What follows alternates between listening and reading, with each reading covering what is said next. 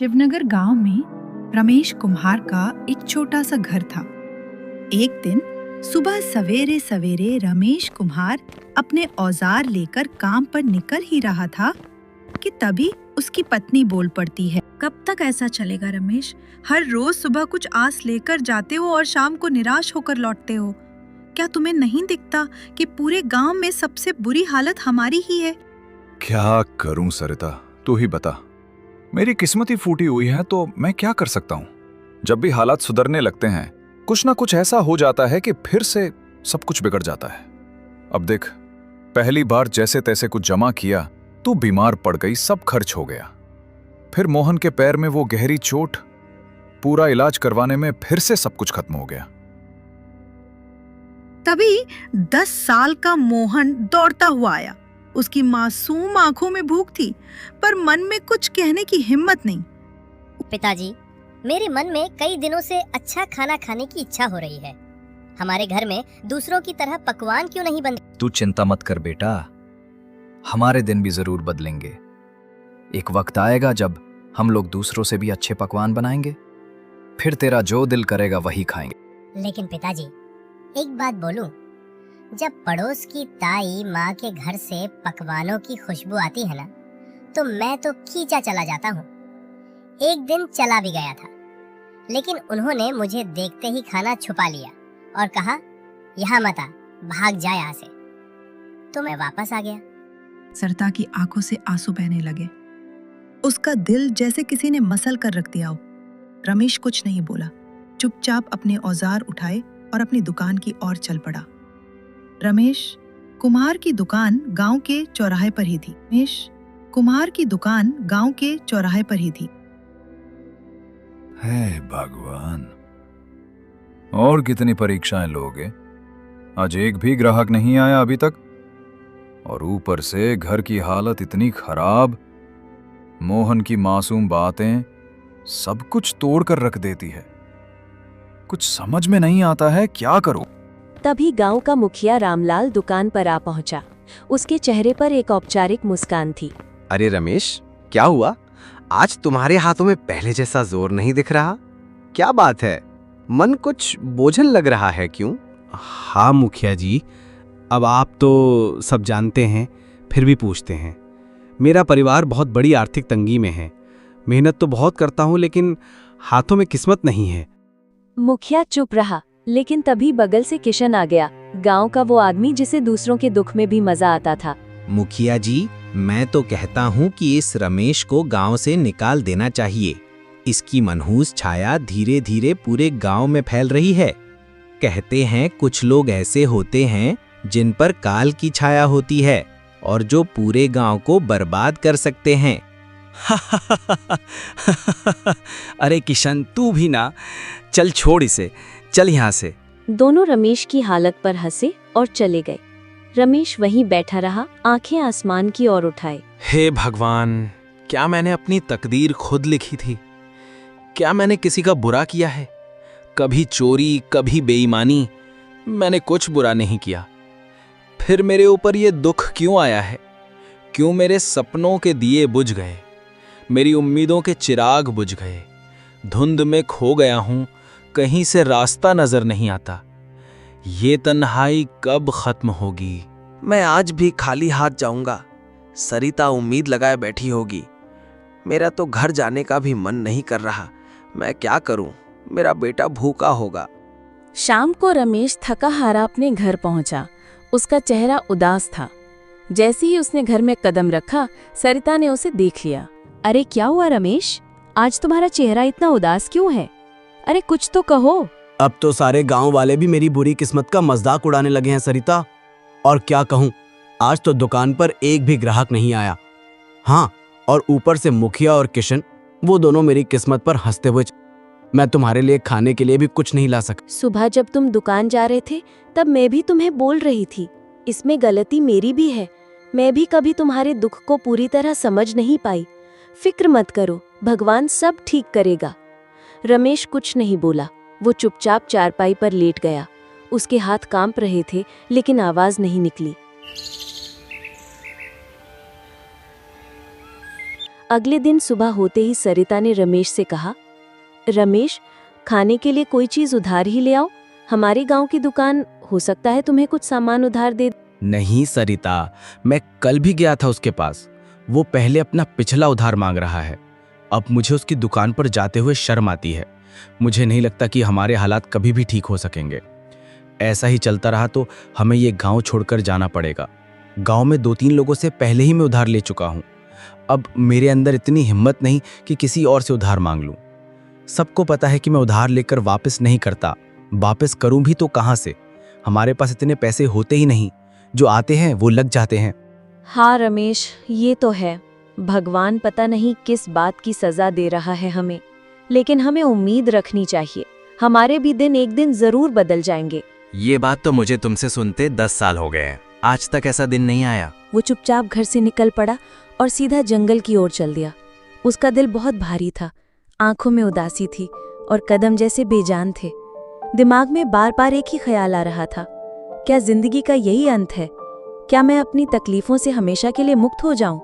रमेश आत्महत्या के विचारों में डूबा हुआ गांव की सीमा तक पहुंच चुका था। तभी सामने से मुखिया रामलाल आता हुआ दिखाई दिया। अरे रमेश, आज दुकान नहीं खोली? क्या तुम तो सीधे जंगल की ओर निकल पड़े हो? क्या बात है, अब कुम्हार से लकड़हारा बनने का इरादा है क्या? चलो अच्छा है, लकड़हारे भी बुरे नहीं होते। कम से कम जंगल में कोई तुम्हारी किस्मत का मजाक तो नहीं उड़ाएगा ना। मुखिया हंसता रहा और चला गया। रमेश बिना कुछ बोले जंगल की गहराई की ओर बढ़ गया। रमेश अब थक चुका था, उसके पैर जवाब दे चुके थे। वो एक घने वृक्ष की छाया में बैठ गया और आसमान की ओर देखने लगा। मैं मर्द हूं ना, इसीलिए किसी के सामने रो नहीं सकता। अगर सरिता और मोहन मुझे रोते हुए देख लेते तो उनका मनोबल टूट जाता। इसीलिए मुझे जंगल आना पड़ा। हे भगवान, तू मेरी कितनी परीक्षा लेगा? रमेश उदास होकर आसमान की तरफ देखते हुए बातें कर रहा था कि अचानक उसके कानों में किसी की चीखने की आवाज आई। कोई है तो मेरी मदद करो। वो उठा और इधर उधर देखने लगा। अचानक उसकी नजर एक साधु पर पड़ी जो जमीन पर गिरे हुए थे। रमेश तुरंत उनके पास गया। साधु महाराज, आपको क्या हुआ? आप ऐसे क्यों पड़े हैं? बेटा, मैं राज्य की ओर जा रहा था कि रास्ते में मेरे पैर में जोर की मोच आ गई। मैं गिर पड़ा और तभी से सुनसान जंगल में पड़ा हूँ। यह जंगल इतना वीरान है कि यहाँ कोई आता ही नहीं। कई दिन हो गए, कोई इंसान नहीं दिखा। मुझे बहुत प्यास भी लगी है। मेरा गला सूख रहा है। अगर जल्दी पानी नहीं मिला तो शायद मैं बच न सकूंगा। रमेश घबरा गया और तुरंत इधर उधर देखने लगा कि शायद कहीं से पानी या कोई मदद मिल जाए।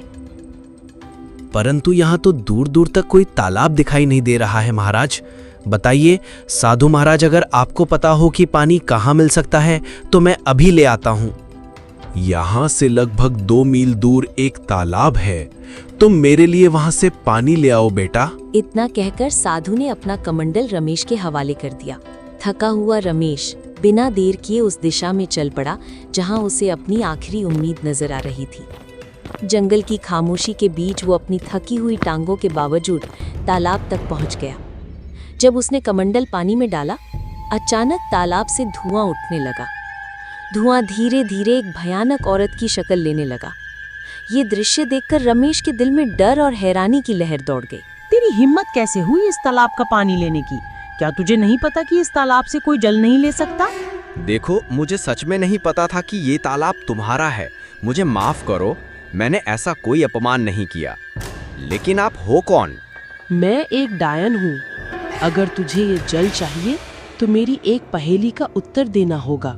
अगर उत्तर गलत दिया तो इसी तालाब में डुबोकर मैं तुझे मार दूंगी। लेकिन हाँ, एक और रास्ता है जिससे तू बच सकता है। तू बिना जल लिए यहाँ से चला जा, ना पहेली ना मौत। रमेश गहरी सोच में डूब गया। एक और साधु की प्यास और दूसरी और मृत्यु का भय। मैं यहाँ से जल लिए बिना बिल्कुल नहीं जाऊंगा। मैंने किसी से जल लाने का वचन दिया है और मैं अपना वचन नहीं तोड़ूंगा। तो मेरी ये पहेली सुन। एक घर ऐसा जो हर दिशा में खुला हो, जिसके अंदर उजाला हो पर ना कोई खिड़की हो, ना कोई दरवाजा, ना कोई दीवार हो और ना ही कोई जमीन। फिर भी सब कुछ उसमें समाया हो। बता, कौन है वो? रमेश ने कुछ क्षणों के लिए अपनी आंखें मूंद ली।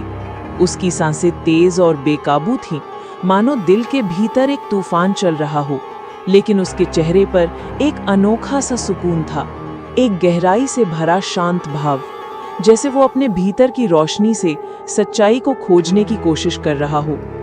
अंदर से बेचैनी के बावजूद उसके माथे पर एक दृढ़ संकल्प की रेखा साफ नजर आ रही थी, जो ये बता रही थी कि वो हार मानने वाला नहीं है। वो है मनुष्य का मन, जो हर दिशा में खुला होता है, जिसमें उजाला भी होता है और अंधकार भी। ना कोई दीवार, ना कोई दरवाजा, फिर भी उसमें पूरा संसार समा जाता है। डायन कुछ पल चुप रही, जैसे रमेश के उत्तर पर हैरान हो गई हो। फिर अचानक वो जोर से हंसने लगी, एक ऐसी हंसी जिसमें हैरानी, गुस्सा और शायद थोड़ी सी खुशी भी छुपी हुई थी। तू पहला योगी है जिसने मेरी पहेली का सही उत्तर दिया है। जा, जितना जल चाहिए ले जा। आज तुझसे मिलकर मुझे प्रसन्नता हुई। रमेश ने अपने कमंडल को ठंडे और साफ जल से भर लिया। उसकी आंखों में एक चमक थी, सफलता और संतोष की। फिर वो तेजी से लौट पड़ा। कदमों में जल्दी थी लेकिन दिल में शांति।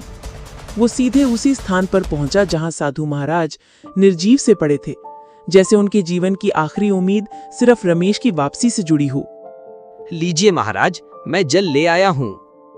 बेटा, क्या सच में तुमने इसी तालाब से जल लिया है? हाँ महाराज, आपने कहा था और मैंने निभाया। मुझे लगा था कि तुम जल नहीं ला पाओगे, क्योंकि मैं जानता था कि उस तालाब में एक डायन का वास है। जब भी कोई मनुष्य जंगल में आता है, मैं हमेशा उसकी ऐसी ही परीक्षा लेता हूँ। अक्सर मैंने देखा है कि वो मनुष्य डायन के डर से भाग जाता है, लेकिन तुम पहले मनुष्य हो जिसने उस डायन की पहेली को हल किया और मेरे लिए जल लेकर आए हो।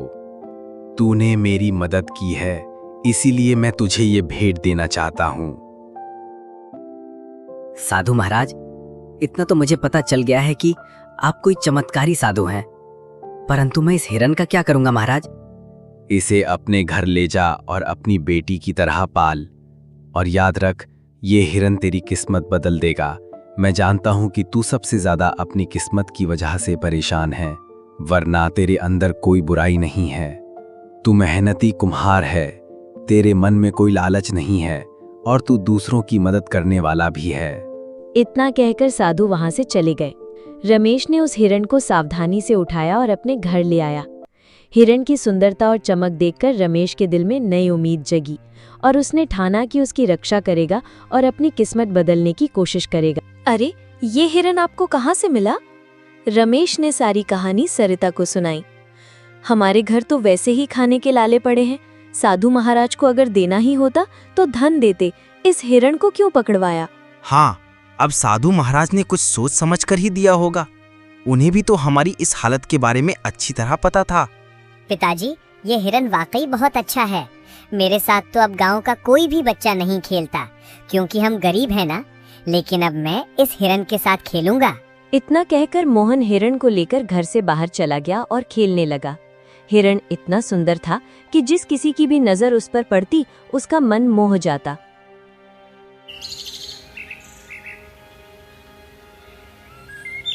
अगले दिन जब रमेश अपनी दुकान पर जाने की तैयारी कर रहा था, तभी गांव का जमींदार विश्वनाथ उसके घर आ पहुंचा। कहिए जमींदार बाबू, मेरे घर कैसे आना हुआ? आप तो जमींदार है, मेरे घर पर क्या करने आए हैं? इससे पहले तो आप कभी नहीं आए। भला मुझ जैसे गरीब के घर में आपका क्या काम है? हाँ, बात तो तू सही कह रहा है रमेश, लेकिन बात ये है कि आज मैंने तेरे बेटे यानी मोहन को एक हिरण के साथ खेलते देखा है। वो हिरण वाह वाह वाह बहुत ही सुंदर था। और तू जानता है कि मुझे जानवरों को पिंजरे में रखने का कितना शौक है, तो मैं वो हिरण खरीदना चाहता हूँ। माफ कीजिए, मैं वो हिरण आपको नहीं बेच सकता। अरे भाई, मैं तुम्हें इसकी अच्छी कीमत दूंगा। आप मुझे चाहे उसकी कितनी भी कीमत दें, माफ कीजिएगा, मैं उस हिरण को नहीं बेचूंगा। जमींदार क्रोधित होकर वहां से चला गया।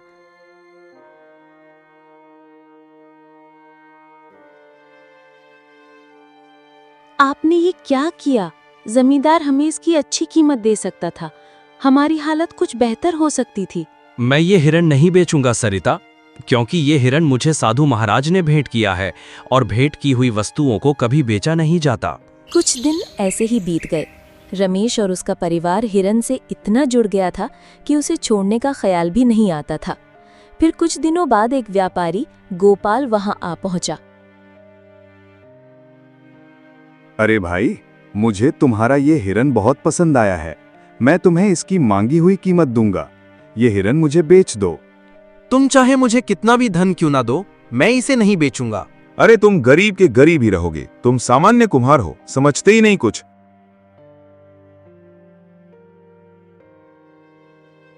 जब से ये हिरण आया है तब से हमारा खर्चा और बढ़ गया है। पहले जमींदार को लौटा दिया और अब व्यापारी को भी मना कर दिया। क्यों नहीं बेचा इसे? सरिता, न जाने क्यों मुझे इस हिरण से अब एक खास लगाव हो गया है। और वैसे भी साधु महाराज ने कहा था कि इसे अपनी बेटी की तरह पालना। अब ये मेरी बेटी जैसा है, और भला कोई अपनी बेटी को मांगी हुई कीमत पर बेचता है क्या? खुद सोचो ना। सरिता ये सुनकर चुप हो गई और नम आंखों से मुस्कुराने लगी। धीरे धीरे वो हिरण उनके परिवार का हिस्सा बन गया।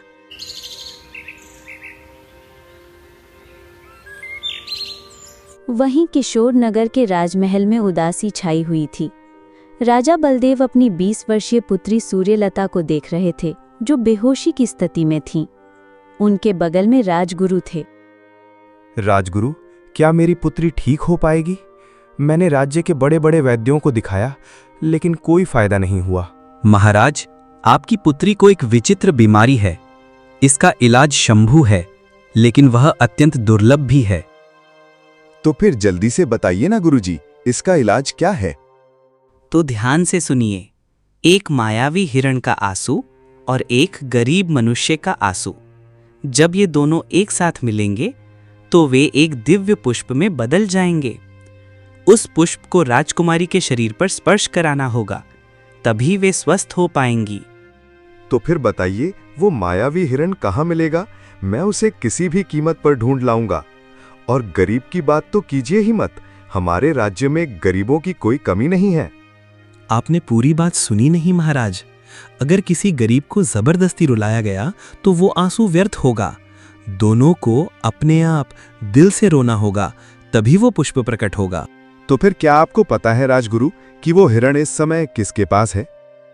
हाँ महाराज, मैंने साधना के दौरान ये देखा है। वो मायावी हिरण शिवनगर गांव के एक कुम्हार के पास है। राजा बलदेव अपने मंत्री रघुनाथ और 2 सिपाहियों के साथ शिवनगर की ओर रवाना हुए। कुछ ही देर में वे शिवनगर पहुंचे। वहां गांव का मुखिया रामलाल दौड़ता हुआ आया। हमारे तो भाग्य ही खुल गए, राजा बलदेव पधारे हैं। मुझे तुम्हारी बातें सुनने में कोई दिलचस्पी नहीं है। बस इतना बताओ, क्या इस गांव में कोई कुम्हार रहता है जिसके पास एक हिरण है? हाँ महाराज, रमेश कुम्हार है। पूरे गांव को पता है कि उसके पास एक हिरण है, और वो हिरण किसी को देता भी नहीं है, क्योंकि वह अत्यंत सुंदर है। मंत्री, 2 सिपाही और स्वयं राजा को देखकर रमेश चौंक गया। क्यों भाई, सुना तुम्हारे पास कोई हिरण है और वो मायावी भी है? प्रणाम महाराज, प्रणाम। हाँ महाराज, मेरे पास एक हिरण है, लेकिन मुझे नहीं पता कि वो मायावी है या साधारण। मेरे लिए तो वो मेरे बेटे जैसा है। वो हिरण तुम्हें कहाँ से मिला? एक साधु महाराज ने मुझे यह हिरण भेंट किया था। उस साधु ने तुम्हें एक मायावी हिरण दिया है? ठीक है, तो मैं उसे खरीदना चाहता हूँ। कितना कीमत चाहिए उसका? क्षमा कीजिए महाराज, मैं इसे बेचना नहीं चाहता और बेच भी नहीं सकता। महाराज, ये इतना ही मूर्ख है कि जमींदार ने भी इसे खरीदने की कोशिश की, मगर उसने नहीं बेचा। हमारे गांव का सबसे बड़ा व्यापारी महंगी कीमत देने आया, लेकिन फिर भी वो नहीं बेचा, और अब उसने आपको भी मना कर दिया है। उसकी हिम्मत तो देखिए। देखो कुम्हार, मुझे उस हिरण की बहुत जरूरत है। मैं तुम्हें उसकी महंगी कीमत दूंगा, समझ रहे हो ना? क्षमा कीजिए महाराज, मैं उसे नहीं बेचूंगा। मैं तुम्हें आधा राज्य सौंप दूंगा, बस मुझे वो हिरण दे दो। नहीं महाराज, अगर आप मुझे पूरा राज्य भी दे दें तब भी मैं उसे आपको नहीं दूंगा, क्षमा करें। सिपाहियों, इस कुम्हार को बंदी बना लो और उस हिरण को पकड़कर महल में ले आओ। चलो। सिपाहियों ने रमेश और हिरण दोनों को पकड़कर महाराज के सामने पेश किया। कैसा लग रहा है मूर्ख? मैं तुम्हें आधा राज्य देने को तैयार था और तुमने इनकार कर दिया। अब मैं तुम्हें उस हिरण को बिल्कुल नहीं दूंगा। आखिरी बार देख ले इसे, मूर्ख कहीं के। महाराज, मैं जानता हूं कि आप जो निर्णय लेते हैं उस पर अडिग रहते हैं। बस आपसे मेरी एक विनती है, मैं अपने इस हिरण को एक बार गले लगाना चाहता हूं। मैंने इसे अपने बेटे जैसा चाहा है। जाओ, तुम्हें इतनी मोहब्बत है तो जाकर गले लगा ले इसे। रमेश ने दौड़ पर उस हिरण को गले लगा लिया। दोनों की आंखों से आंसू बहने लगे और जैसे ही वे आंसू धरती पर गिरे, वहां एक नीला फूल खिल गया। महाराज, यही वो फूल है जो आपकी पुत्री को ठीक कर सकता है। राजा बलदेव वो फूल लेकर अपनी पुत्री के कमरे में गए। फूल जैसे ही पुत्री के शरीर को छुआ, वो होश में आ गई। राजा बलदेव खुशी से राजदरबार वापस आ गए। मुझे माफ कर दो रमेश, मैंने अपनी पुत्री के प्यार में अंधा होकर तुम्हारे साथ अन्याय किया। तुम्हारे आंसू सच्चे थे। अब मैं समझ गया कि तुम कितना सत्य बोल रहे थे। तभी वहां साधु महाराज प्रकट हो गए। महाराज, ये गरीब कुम्हार किस्मत का मारा है। उस हिरण को मैंने ही उसे भेंट किया था और मैंने कहा था कि ये उसकी किस्मत बदलेगा। मैं जानता था कि आपकी पुत्री का इलाज उसी मायावी हिरण से होगा, लेकिन वो तभी संभव था जब हिरण पालने वाले की आंखों से सच्चे आंसू निकलें, और सच्चे आंसू केवल सच्चे इंसान के निकलते हैं। रमेश, तुम्हारा काम पूरा हुआ और जैसा कि मैंने कहा था, ये हिरण तुम्हारी किस्मत बदलेगा। अब वो समय आ गया है। रमेश, हम तुम्हें बहुत सा सोना देते हैं। तुम्हारी वजह से हमारी पुत्री ठीक हो गई है। हम तुम्हारा ये एहसान कभी नहीं भूलेंगे। महाराज, ये आपकी मेहरबानी है, लेकिन कृपया करके मुझे ये ना दें। नहीं नहीं नहीं रमेश, ये भेंट है और भेंट को कभी ठुकराते नहीं। आज से तुम मेरे राजमहल में मेरे सलाहकार बनकर रहोगे और मेरे खजाने की रखवाली का काम तुम्हारे कंधों पर होगा। तुम सच्चे इंसान हो और हां, जिस गांव में तुम रहते हो, आज से तुम उस गांव के जमींदार हो। वो पूरा गांव अब तुम्हारा होगा। रमेश पूरी दौलत लेकर अपने घर वापसी की राह पर निकला, जो उसकी मेहनत, ईमानदारी और सच्चाई का अनमोल इनाम था।